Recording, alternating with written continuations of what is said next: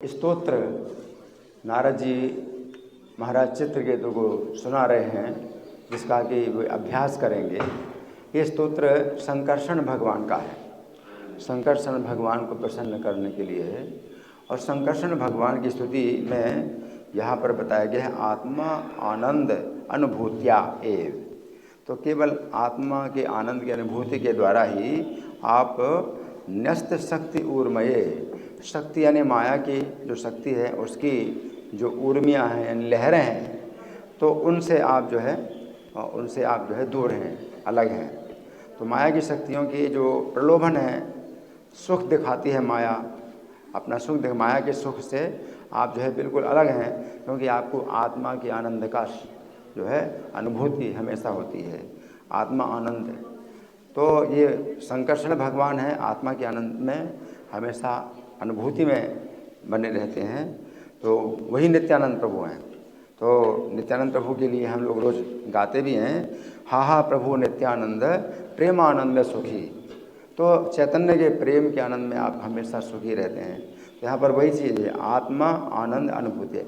आत्मा का मतलब चैतन्य, और चैतन्य के आनंद की, चैतन्य के प्रेम के अनुभूति में आप जो है इतने सुखी हैं कि न्यस्त शक्ति उनमें, माया की जो शक्ति है उसके जो प्रलोभन है, सुख का जो प्रलोभन है, उससे आप जो है बिल्कुल दूर रहते हैं।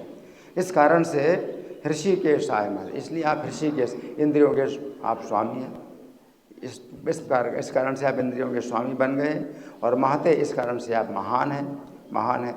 तो आप महान इसलिए भी हैं कि आप इंद्रियों के स्वामी हैं, लेकिन साथ साथ आपका शरीर भी महान है। अनंत मूर्ति का मतलब होता है जिनका शरीर अनंत है, जिनके शरीर का कोई अंत नहीं है। अनंत के दो अर्थ हैं, एक तो संख्या में अनंत, तो अनंत शरीर हैं, ऐसा भी प्रभुपाद ने बताया। लेकिन अनंत मूर्ति का दूसरा अर्थ यह है कि उनकी मूर्ति, उनका जो शरीर है इतना विशाल है, इतना बड़ा है कि उसका कोई अंत नहीं है। तो ये शेष जी हैं, और शेष जी के रूप में इनके 1000 फणों में से जो है किस फण में पृथ्वी रखी है सरसों के दाने के समान, इनको भी पता नहीं चलता। तो इतना बड़ा शरीर है इनका, अनंत शेष का, कि एक बार गरुड़ जी ने भी इनके शरीर का अंत देखने के लिए उड़ान भरी, तो गरुड़ जी को भी उनके शरीर का अंत नहीं मिला। तो इसलिए इनको कहते हैं अनंत। तो शरीर इतना बड़ा है इनका। तो ये जो है जो ये स्तुति है, ये नित्यानंद प्रभु के लिए है, संकर्षण भगवान के लिए है।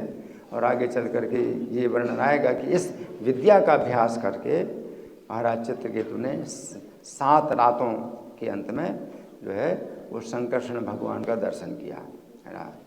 तो ये वासुदेव और संकर्षण, प्रद्युम्न, अनिरुद्ध चतुर्व्यूह में से संकर्षण भगवान की भक्ति का जो है ये स्तोत्र है। और संकर्षण भगवान की भक्ति शिव जी भी करते हैं, शिव जी भी जो है उनके भक्त हैं, इसलिए उनका भी जो है विशेष स्तुति का वर्णन आता है। शिव जी स्तुति करते हैं भागवत के 5वें स्कंद में, जहाँ इलावृत वर्ष में शिव जी रहते हैं, तो वो भी संकर्षण भगवान की स्तुति करते हैं। तो उन्हीं संकर्षण भगवान को कभी अनंत कहा जाता है, कभी अनंत मूर्ति कहा जाता है। तो अनंत का भी मतलब यह है कि जिनका अंत नहीं है, या जिनके शरीर का अंत नहीं है, और आत्मा आनंद मूर्ति है, आत्मा आनंद की अनुभूति इनको कहा जाता है। तो इन्हीं को जो है नित्यानंद कहा जाता है।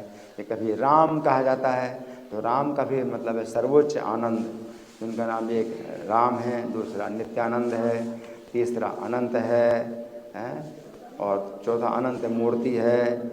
इस प्रकार से इनके जो है बहुत से नाम हैं। और ये भगवान की भक्ति में ये जो है वास्तव में ईश्वर तत्व हैं, विष्णु तत्व हैं, लेकिन तो भी ये जो है भक्ति में या सेवा में हमेशा जो है रत रहते हैं। तो कल मैंने पाठ किया था कि श्री राम को जब अयोध्या का राज्य मिला, तो लक्ष्मण जी को कहते हैं कि तुम युवराज बनो, तो तुम भी मेरे साथ भोगो इस राज्य को।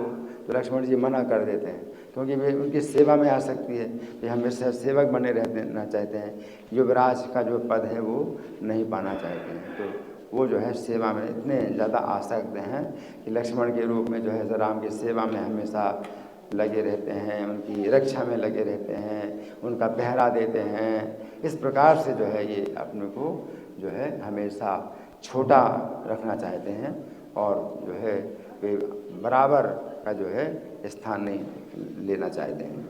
हरे Krishna. Any question? See, any comment?